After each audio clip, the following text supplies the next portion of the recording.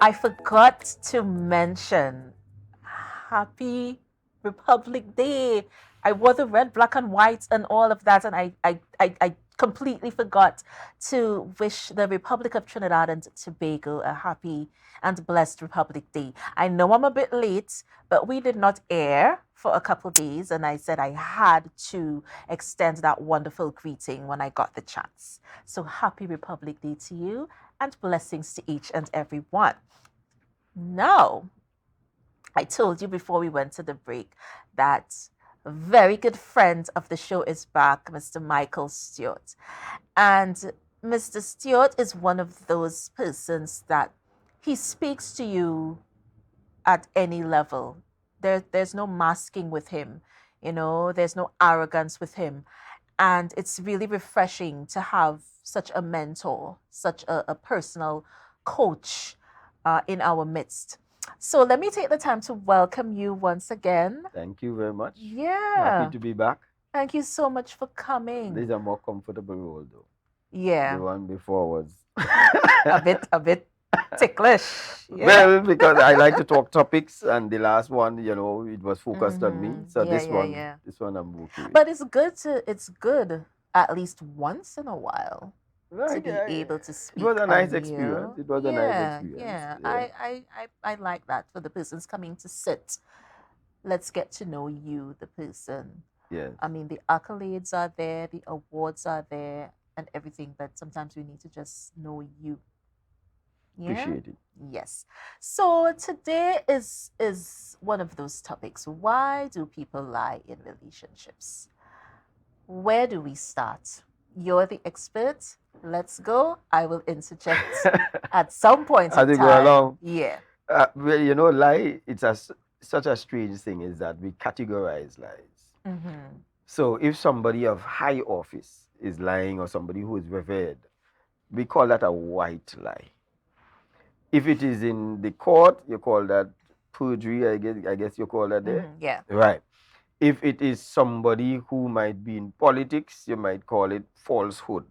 You give it different ways of dealing it. But when it comes to our spouses, we call that a lie, outright lie. Mm-hmm. But every other area, we give it different categories. So it doesn't have the feeling. But the feeling in the relationship gives it the jagged harshness of it, that what somebody is doing is reprehensible. The other says, well, it's bad, but it's not that bad. Right. You see? Fib, some people will call it, etc. But in relationships, lying always takes place. I don't know if anybody who has ever come up to me and said, we've never lied in our relationship. Even if you don't tell the lie, sometimes we live the lie. Mm-hmm. We give one impression of how we are operating in the relationship, but the reality may not be so. So there's this lie that takes down. And the psychologists studied it as to why people lie. And so coming out of that, I want to propose some of those things that the psychologists developed and said. And one of the things that they said why people lie happens to be the reaction of your spouse to the truth.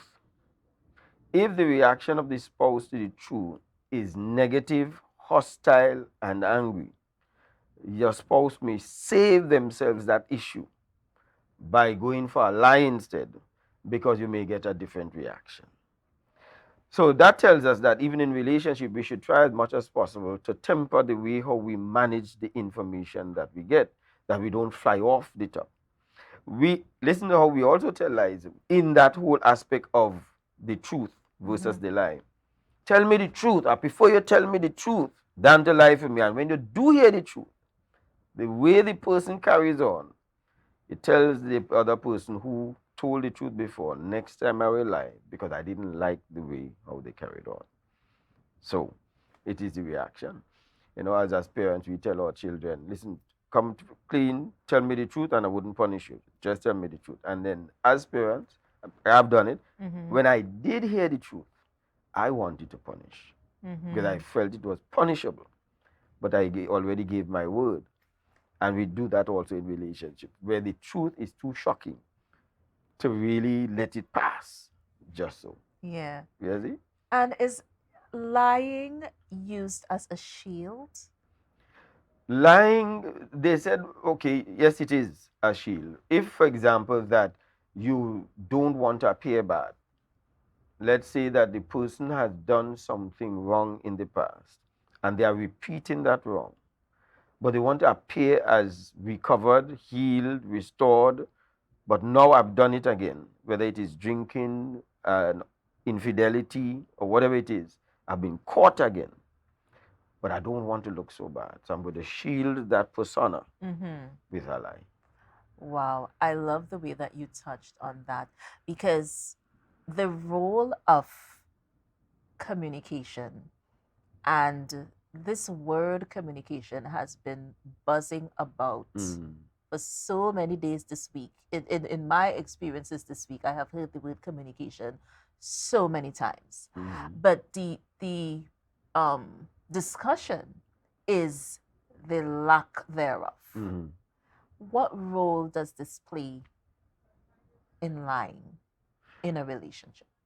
Well, if the communication is dysfunctional, you have a poor communication, the way how we connect. There are some people that as soon as they get into a conversation, they get angry easily. They're easily triggered. And there are some people very reticent, withdrawn, avoiding. So that breakdown in communication doesn't allow the free flow for us to be authentic and open with each other. When that happens, lie has to take the place because we are not authentic with ourselves. We need the kind of atmosphere that we can be able to come and say, listen, I messed up and I'm really sorry. And the person said, that really hurt me. It is hard for me to forgive, but give me some time. But those kind of conversations, we weren't taught in our early days. We've taught as long as you vex, you let the emotions fly and let the relationship run upon the results of that emotional outburst. Very true. Yeah. So it takes a lot of temperance, training, and discipline, and appreciation for each other to know that in the best of relationships, your partner will hurt you at least once. At least once. Of course, they're going to hurt you more than once. But we must know that the underlying effect of that is the person may have hurt us, but has the love been destroyed or extinguished? And most times the love hasn't been extinguished. We are humans and we will transgress and trespass against each other. Yeah. And the foundation, and the foundation. Yeah, I forgot my D just a while ago. I said and instead of and. So to my English teachers, please do not persecute me. I forgot the D. Oh my gosh. Yes, as I was saying, in terms of trust, you mentioned as a parent, there's that line that we walk and we put it to our kids that, okay, tell me the truth and I would not punish you. And your child does what you request. They do what you ask of them. There are the parents that still punish after the truth has been told. What does that do to the relationship? It destroys the relationship of trust because the child would not want to divulge any more information concerning that. So, I know of somebody who said that they went and told their parent that they have a boyfriend and they were going to school. They thought that they should come out plain. All it is that they like this person. But the way the mother behaved and reacted and punished because of it, that's not what I sent you to school for. I sent you to learn books and so on, and beat the child. The person said, since from a child, I've never shared something private with my mother again. So it does break down. And that's why we need to keep those lines open. Sometimes we need to just call a parliamentary sitting where people can say as they like without having to suffer the consequences of what they say when they say it with parliamentary language. And you could have that in your home. You could have that in your relationship. That this session, we're sitting down and we're coming clean with each other and we're saying the things. There's no reprehension after this session. There's no fallout that we're going to have, but we just want it to be clean. But we have to keep our word that we're not going to throw it back in the person's Yes. face when we do hear the truth. That's the thing. Are we broken as adults and we just don't look into ourselves and admit? Well, yes, we are all broken people. Who sang the song "Two Less Broken People in the World"? There's a song, yeah.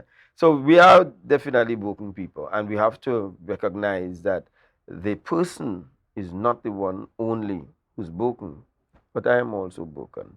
And so we have to help the brokenness in each other to be able to fit and be able to get along with each other. And not one is righteous and the other one is not. Because sometimes we come across as though I would have never done what you did. And to think that you could do it hurts me so much.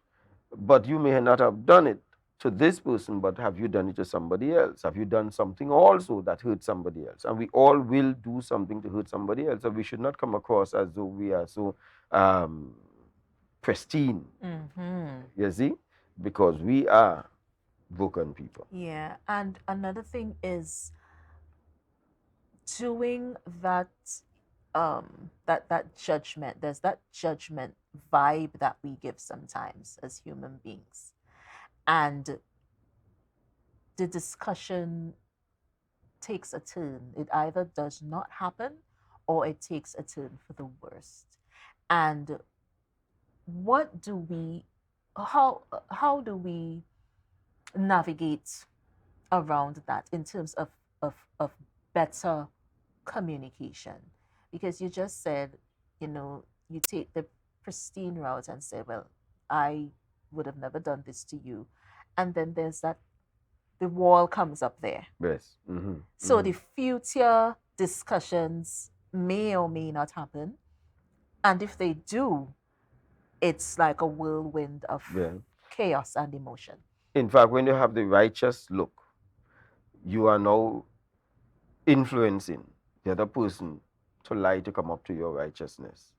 Because if they have to admit how wrong they have been, then that means that you continue to rise in righteousness and I keep going down. Right. So I'm now going to lie to get up there. So I'm good also.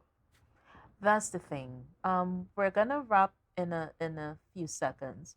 But before we do that, let's touch on lying in marriage. So we're gonna touch there briefly. When we come back, we're gonna continue the conversation along those lines because I know that's what you guys are waiting for. I know that's what you want to hear. Lying and marriage. Where do we go? Where do we start with that? Well, lying in marriage and lying outside of the marriage, lies. Lies, lies, lies, all the That's same. right. So it doesn't matter because who you are is what you bring into the marriage. So it doesn't make sense that in the marriage, I'm married, so I shouldn't lie. It is that I should not lie. Full stop. And you said it so well. We're going to take a break and we're going to be right back with more from Micheal Stewart. Before we do that, though, our trivia question for today is a very interesting one. The THTI was established. Before it was, what was the structure in Mount St. George used for? So let me say that again. Before the THTI Tobago campus was established, what was the structure in Mount St. George used for? We're going to be right back with more Brunch, a taste of Tobago. See you guys soon.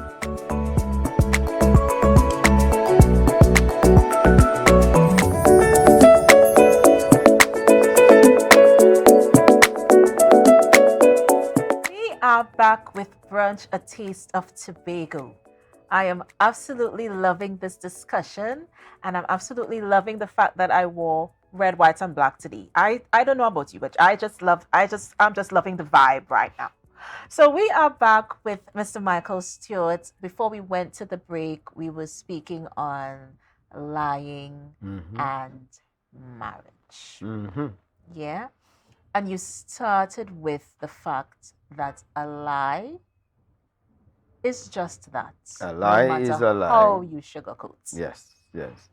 So we can't qualify the lie and say that he had a good reason to lie. Mm-hmm. The Bible says that a man should speak the truth even to his own hurt, Right. which means Yeah. even if you have to suffer the consequences of it, we should speak the truth. In fact, when the Bible talks about six things God hates, lying and a lying tongue. Mm-hmm. So I think it came up twice or three times in the six. Yeah, you see? Yeah, so it's kind of popular. That's right. You see?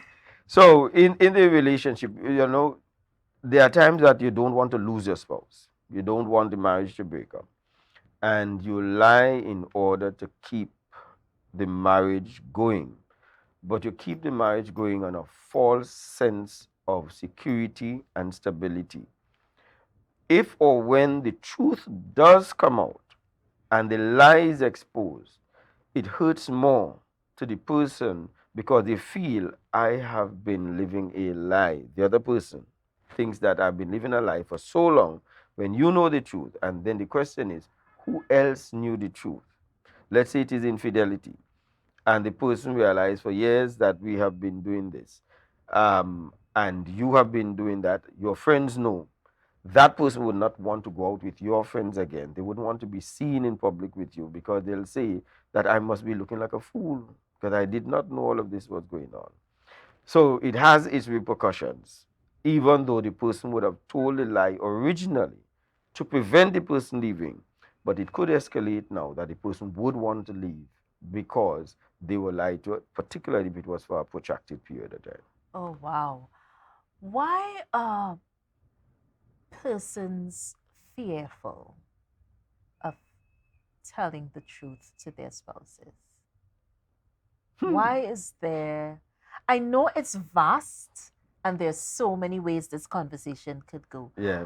But if we had to sum up, what would some of the things be? What would some of the reasons be behind that? There are so many reasons why would somebody lie to their spouse, and some of them we have spoken about to Mm-hmm. keep the spouse.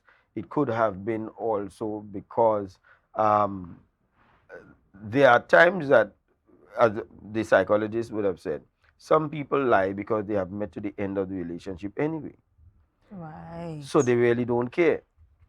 But the lie is because they don't want to give the spouse the ammunition against them. So I would lie so that you wouldn't say that I said this. But really, all of my lying, I really don't care if you found out. Mm-hmm. And some people will actually bring the evidence that they have been doing something to cause the person to want to leave. So there are so many different reasons because we are human beings. We are a complex set of people that some people just lie because they are compulsive liars. There's no justification for the lie. There's no reason to lie. But there are some people that have trained themselves so much that lying is just natural. Mm-hmm. Yeah. And when we get into relationship with a compulsive liar, my mother used to say that a liar could do you anything because a liar is also a thief, a liar is also a murderer, a liar could do almost anything because they'll depend upon the lie to exonerate them.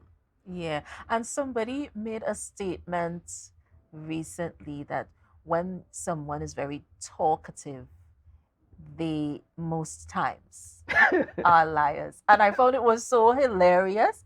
But there were some instances that I found, and the liars were persons who chattered, like they chattered so much. So it's like you have to find lies upon Mm. lies upon lies, and you have to continue to create that image or that facade. And then someone was like, yeah, when people like to talk plenty, the easiest way to find all the liars. And I find that was so hilarious. I find it was hilarious. Yeah, But but that may have some truth in it. mm-hmm. But I have some friends who talk a lot too, but I don't feel that they are liars. Okay, well, So okay, let's it is clear not that. blanket across No, everybody else. not it's not a blueprint It's right. by any means. You see? You know? But when you meet somebody for the first time and they're chatty, chatty, chatty, sometimes they are up to something. That is Oh how you yeah. tell yourself, this person, I wonder if I could trust this person. I now meet you, and then you're just talking, talking, talking, talking. Yeah, you could have some suspicions concerning that. But as I said, some people, one of the clues of the liars is the chatty, but not Mm-hmm. everybody Yeah. is Yeah. that. It's not a blueprint, or we can't paint everyone with the same brush. Yes, yes. But some of the things that I think about, and I've been having these thoughts recently about how much colonialism has shaped our narrative as Mm, West Indian people. And the parents, or at least some of the parents mm, of a certain era, mm, would not have had very open conversations with mm, their children.